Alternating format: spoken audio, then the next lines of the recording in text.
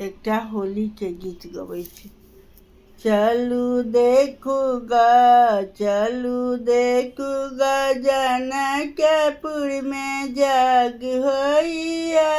चलू देखूगा किनिका के पहिरन पियर पीताम्बर, किनिका के पहिरन चिर चोली।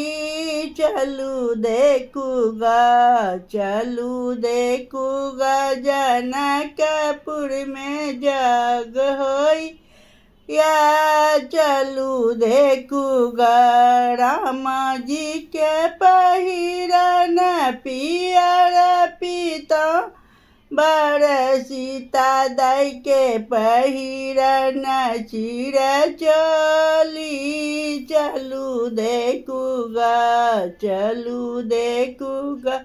जनकपुर में जग होइया।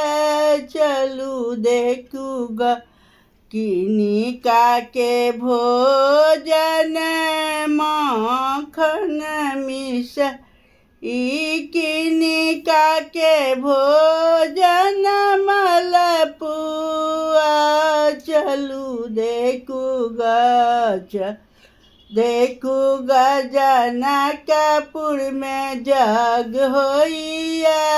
चलू देखूगा राम जी के भोजन माखन मिश्री, सीता दाई के भोजन मलपुआ।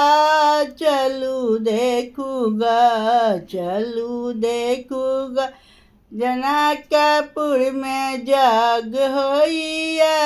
चलू देखूगा किनिका के हाथ कनक पिचकारी, किनिका के हाथ अबीर जोली। चलू देखूगा राम जी के हाथ कनक पिचकारी, सीता दाई के हाथ अबीर जोली। चलू देखूगा